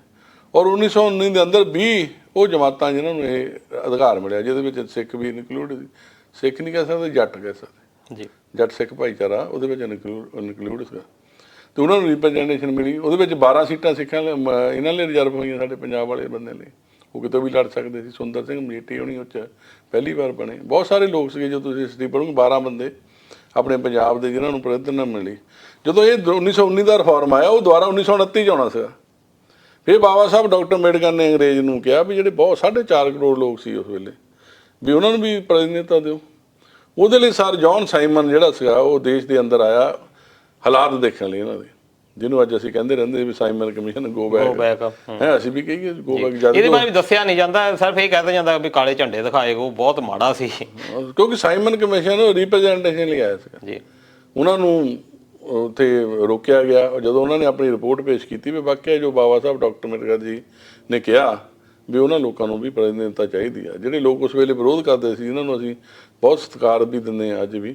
ਤੇ ਉਹ ਤਾਂ ਤੁਸੀਂ ਜਦੋਂ ਰਿਪੋਰਟ ਕੱਢੋਗੇ ਹਫ਼ਤੇ ਬਾਅਦ ਜਾ ਕੇ ਕਿਸੇ ਹੋਰ ਬਿਮਾਰੀ ਦੇ ਨਾਲ ਉਹਨਾਂ ਦੀ ਡੈਥ ਹੋਈ ਆ। ਅੱਛਾ, ਜਿਹੜੇ ਲੋਕ ਸਾਡੀ ਲੜਾਈ ਲੜਦੇ ਸੀ ਉਹਨਾਂ ਨੂੰ ਅਸੀਂ ਜਾਣਦੇ ਨਹੀਂ, ਜਿਹੜੇ ਵਿਰੋਧ ਕਰਦੇ ਸੀ ਉਹਨਾਂ ਨੂੰ ਅਸੀਂ ਸ਼ਹੀਦ ਮੰਨੀ ਜਾਂਦੇ ਹਾਂ। ਇਹ ਬਹੁਤ ਵੱਡਾ ਧੋਖਾ ਪੰਜਾਬ ਦੇ ਅੰਦਰ, ਦੇਸ਼ ਦੇ ਅੰਦਰ ਸਾਡੇ ਉਹਨਾਂ ਲੋਕਾਂ ਨਾਲ ਹੋਇਆ ਜਿਨ੍ਹਾਂ ਨੇ ਬਹੁਤ ਸਾਰੀਆਂ ਕੁਰਬਾਨੀਆਂ ਕੀਤੀਆਂ। ਅੱਜ ਅਸੀਂ ਕਿਉਂ ਸੰਤਾਪ ਪੰਜਾਬ ਭੋਗ ਰਹੇ ਹਾਂ?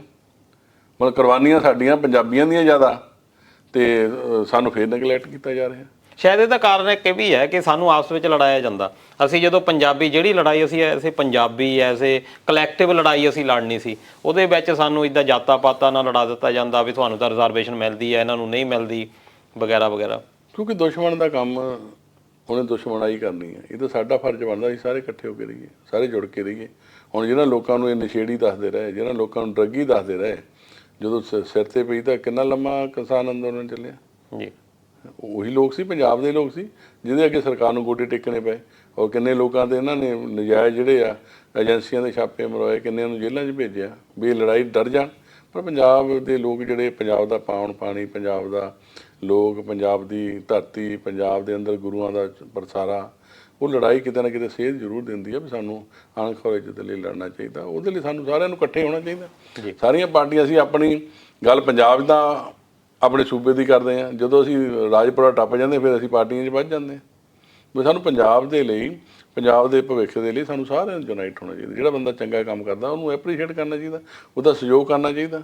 ਹੁਣ ਪੰਜਾਬ ਦੇ ਅੰਦਰ ਆ NOC ਦਾ ਮਾਮਲਾ ਸੀਗਾ, ਮੈਂ NOC ਦਾ ਮਾਮਲਾ ਚੱਕਿਆ ਵੀ ਪੰਜਾਬ ਦੇ ਅੰਦਰ ਜਿਹੜੇ ਲੋਕ ਬੇਰੁਜ਼ਗਾਰ ਹੋ ਗਏ, ਰੈਵਨਿਊ ਘਟ ਗਿਆ, ਇੱਕ NOC ਕਰਕੇ ਲੋਕ ਬਿਜਲੀ ਦੇ ਮੀਟਰ ਨਹੀਂ ਲਵਾ ਸਕੇ, ਔਰ ਅਰਜੀ ਨੇ ਵੀ ਅਸੀਂ ਵਿਹਲੇ ਬਹਿ ਗਏ ਵੀ ਤੁਸੀਂ ਉਹ ਕਿਉਂ ਨਹੀਂ ਲਾਗੂ ਕਰਦੇ?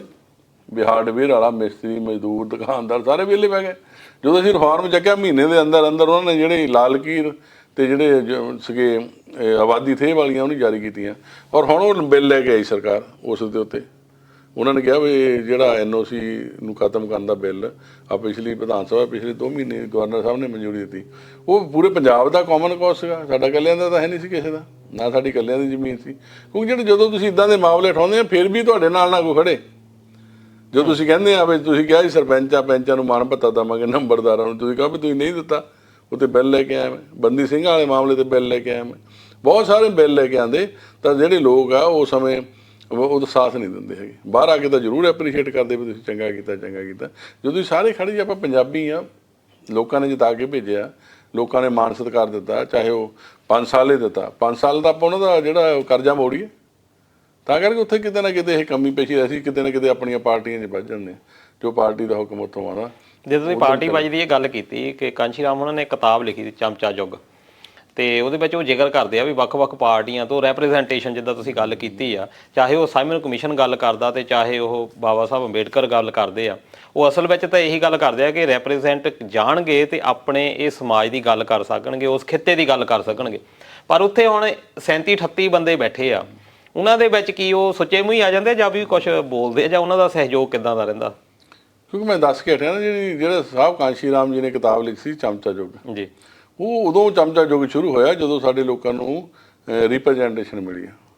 ਉਹ ਤੋਂ ਪਹਿਲਾਂ ਤਾਂ ਹੈ ਹੀ ਨਹੀਂ ਸੀ ਇਹਨਾਂ ਨੂੰ। ਜਿਹੜਾ ਕਮਿਊਨਲ ਅਵਾਰਡ ਹੋਇਆ ਕਾਂਸ਼ੀ ਰਾਮ, ਬਾਬਾ ਸਾਹਿਬ ਡਾਕਟਰ ਅੰਬੇਡਕਰ ਤੇ ਗਾਂਧੀ ਦੇ ਅੰਦਰ, ਪੂਨੇ ਦੇ ਅੰਦਰ, ਉਹਦੇ ਵਿੱਚ ਤਾਂ ਇਹੀ ਹੋਇਆ ਸੀ ਦੋਹਰੀ ਵੋਟ ਦਾ ਰਾਈਟ ਸੀਗਾ ਜੀ।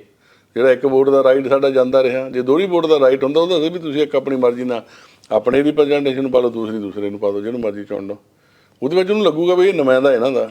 ਜਦੋਂ ਸਾਡਾ ਦੂਜਾ ਰਾਈਟ ਗਿਆ, ਹੁਣ ਰਿਪਰੈਜ਼ੈਂਟੇਸ਼ਨ ਉਹ ਚਮਚੇ ਕਿਹੜੇ ਪੈਦੇ ਹੋਏ, ਦੁਸ਼ਮਣ ਨੇ ਦੇਖਿਆ ਇਹਨੇ ਸਾਡੇ ਵੱਲ ਨੂੰ ਆ ਜਾਣਾ, ਸਾਡੀ ਗੱਲ ਕਰ ਉਹਨੂੰ ਜਿਤਾਤਾ। ਜਿਹੜੇ ਲੋਕ ਅਸਲੀ ਲੜਾਈ ਲੜਨ ਵਾਲੇ ਆ, ਤੁਸੀਂ ਦੇਖਿਆ ਹਰੇਕ ਤੁਸੀਂ ਜਿਹੜੇ ਪੰਥ ਦੀ ਵੀ ਅਸਲੀ ਲੜਾਈ ਨੇ ਕਿਵੇਂ ਕਾਮਯਾਬ ਨਹੀਂ ਹੁੰਦੇ ਬੰਦੇ, ਕਿਉਂਕਿ ਬਹੁਤ ਗਿਣਤੀ 'ਚ ਲੋਕ ਸਾਰੇ ਇਕੱਠੇ ਹੋ ਜਾਂਦੇ ਉਹਨਾਂ ਦੇ ਖਿਲਾਫ। ਇਸ ਕਰਕੇ ਉਦੋਂ ਜਿਹੜਾ ਚਮਚਾ ਯੁੱਗ ਵੀ ਸ਼ੁਰੂ ਹੋਇਆ ਨਾ, ਉਹ ਉੱਦਾਂ ਦੇ ਬੰਦੇ ਬਣਨੇ ਸ਼ੁਰੂ ਹੋਏ ਜਿਹੜੇ ਅੰਦਰ ਜਾ ਕੇ ਜਿਨ੍ਹਾਂ ਨੇ ਆਪਣੇ ਸਮਾਜ ਦੀ, ਕੌਮ ਦੀ, ਪੰਜਾਬੀਆਂ ਦੀ ਗੱਲ ਕਰਨੀ ਸੀ, ਉਹ ਨਹੀਂ ਕਰ ਪਾ ਰਹੇ। ਉਹ ਤੋਂ ਬਾਅਦ ਇੱਦਾਂ ਦੇ ਆਪਣੇ ਉਹਨੇ ਬੰਦੇ ਖੜੇ ਕਰ ਲਏ, ਆਪਣੇ ਬੰਦੇ ਪੈਦਾ ਕਰ ਲਏ। ਉਹੀ ਪਰਿਵਾਰ ਕਈ ਵਾਰ ਚੱਲੀ ਜਾਂਦੇ ਚਾਰ ਚੁਫੇਰੇ।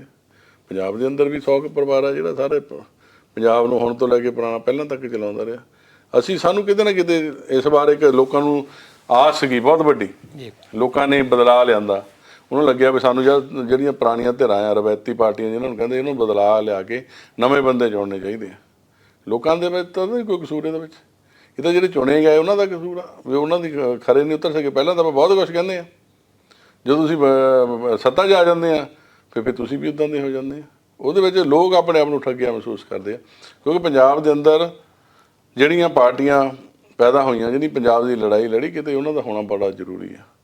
ਕਿਉਂਕਿ ਤੁਸੀਂ ਪਿਛਲੀਆਂ ਸਰਕਾਰਾਂ ਰਹੀਆਂ, ਚਾਹੇ ਸ਼੍ਰੋਮਣੀ ਅਕਾਲੀ ਦਲ ਦੀ ਸਰਕਾਰ ਸੀ, ਕਿੰਨੀ ਡਿਵੈਲਪਮੈਂਟ ਹੋਈ, ਕਿੰਨੇ ਨਹਿਰਾਂ, ਕਿੰਨੇ ਪੁਲ, ਕਿੰਨੇ ਏਅਰਪੋਰਟ, ਕਿੰਨੇ ਨਗਰ, ਕਿੰਨੇ ਵਸਾਏ, ਕਿੰਨੀਆਂ ਸਬਸਿਡੀਆਂ ਦਿੱਤੀਆਂ, ਸਭ ਭੁੱਲ ਗਏ ਆਪਾਂ। ਕਾਂਗਰਸ ਸਰਕਾਰ, ਜਿਸ ਕਾਂਗਰਸ ਨੇ 1984 ਦੇ ਅੰਦਰ ਕੋਹ ਕੇ ਮਾਰੇ ਸਿੱਖ, ਲੱਭ ਕੇ ਮਾਰੇ, ਸਾਡੇ ਸਭ ਤੋਂ ਵੱਡੇ ਹਰਮੰਦਰ 'ਤੇ ਹਮਲਾ ਕੀਤਾ, ਅਸੀਂ ਉਹਨਾਂ ਦੀ ਸਰਕਾਰ ਦੁਆਰਾ ਫਿਰ 92 'ਚ ਬਣਾਤੀ।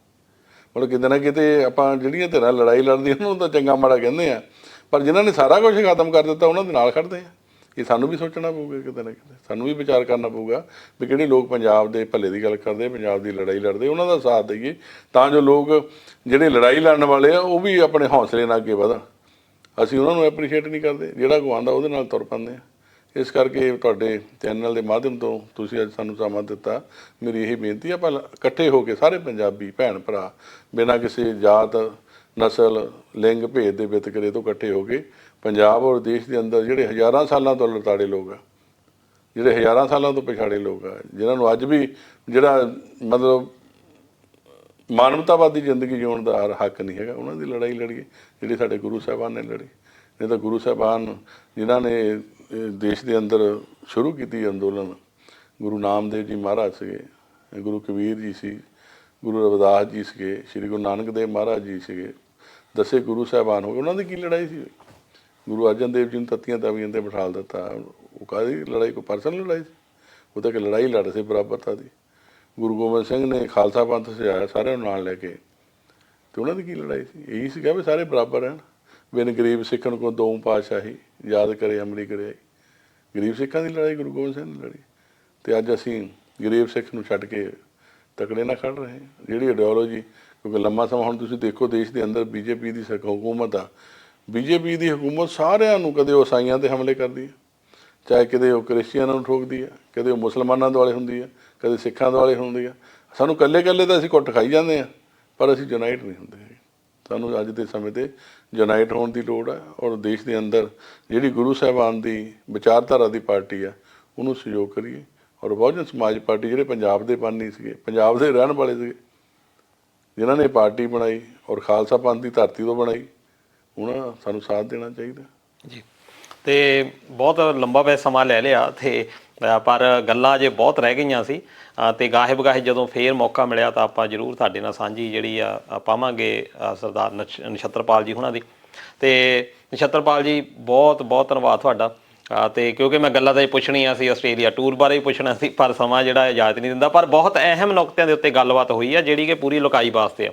ਦੋਸਤੋ ਇਹ ਗੱਲ ਸਮਝਣੀ ਪੈਣੀ ਆ ਕਿ ਅਸੀਂ ਪਾਰਟੀਬਾਜ਼ੀ ਤੋਂ ਉੱਪਰ ਉੱਠੀਏ, ਅਸੀਂ ਉਹਨਾਂ ਲੋਕਾਂ ਨੂੰ ਪਛਾਣੀਏ ਜਿਹੜੇ ਕਿ ਸਾਡੇ ਸਮਾਜ ਦੇ ਲਈ ਕੰਮ ਕਰਦੇ ਆ। ਫਿਰ ਜਦੋਂ ਸੱਪ ਲੰਘ ਜਾਂਦਾ, ਫਿਰ ਜਿਹੜੀ ਉਹ ਲੀਹ ਪੈਂਦੀ ਆ, ਉਹਨੂੰ ਕੁੱਟਣ ਦਾ ਕੋਈ ਫਾਇਦਾ ਨਹੀਂ ਹੁੰਦਾ। ਇਸ ਕਰਕੇ ਆਪਣੇ ਜਿਹੜੇ ਟੀਚੇ ਆ ਉਹਨਾਂ ਦੇ ਬਾਰੇ ਸੁਚੇਤ ਹੋਈਏ, ਆਪਣੀ ਹਿਸਟਰੀ ਨੂੰ ਜਾਣੀਏ, ਗੁਰੂ ਸਾਹਿਬਾਨ ਦਾ ਸੰਦੇਸ਼ ਜਿਹੜਾ ਆ ਉਹ ਆਪਣੀ ਜ਼ਿੰਦਗੀ ਵਿੱਚ ਵੀ ਅਪਣਾਈਏ, ਅਤੇ ਜਾਤ ਪਾਤ ਤੋਂ ਉੱਪਰ ਉੱਠ ਕੇ ਪੰਜਾਬ ਦੀ, ਭਾਰਤ ਦੀ ਭਾਈਵਾਲੀ, ਉਹਦੀ ਭਲੀ ਜਿਹੜੇ ਆਪਾਂ ਲੋੜੀਏ, ਅਤੇ ਤਾਂ ਹੀ ਸ਼ਾਇਦ ਅਸੀਂ ਕਾਮਯਾਬ ਹੋ ਸਕਦੇ ਹਾਂ। ਅਤੇ ਨਛੱਤਰਪਾਲ ਜੀ ਬਹੁਤ ਬਹੁਤ ਤੁਹਾਡਾ ਧੰਨਵਾਦ। ਤੇ ਵਿਧਾਨ ਸਭਾ ਦੇ ਵਿੱਚ ਜਿੰਨੇ ਵੀ ਤੁਸੀਂ ਕੰਮ ਕੀਤੇ ਉਹਨਾਂ ਦਾ ਧੰਨਵਾਦ, ਤੇ ਆਸ ਕਰਦੇ ਹਾਂ ਕਿ ਅੱਗੇ ਤੋਂ ਵੀ ਤੁਸੀਂ ਇਸੇ ਤਰੀਕੇ ਦੇ ਨਾਲ ਜਿਹੜਾ ਕੰਮ ਆ ਉਹ ਕਰਦੇ ਰਹੋਗੇ। ਤੇ ਦੋਸਤੋ ਹੁਣ ਆਪਾਂ ਮਿਲਾਂਗੇ ਅਗਲੇ ਪ੍ਰੋਗਰਾਮ ਦੇ ਵਿੱਚ, ਕਿਸੇ ਇੱਕ ਨਵੀਂ ਸ਼ਖਸੀਅਤ ਦੇ ਨਾਲ ਜਾਣਾਂਗੇ ਹੋਰ ਨਵੀਆਂ ਗੱਲਾਂ। ਉਦੋਂ ਤੱਕ ਆਪਣਾ ਖਿਆਲ ਰੱਖਿਓ। ਰੱਬ ਰਾਖਾ। ਸਤਿ ਸ੍ਰੀ ਅਕਾਲ। ਵਾਹਿਗੁਰੂ ਜੀ ਕਾ ਖਾਲਸਾ, ਵਾਹਿਗੁਰੂ ਜੀ ਕੀ ਫਤਿਹ। ਜੈ ਭੀਮ, ਜੈ ਭਾਰਤ।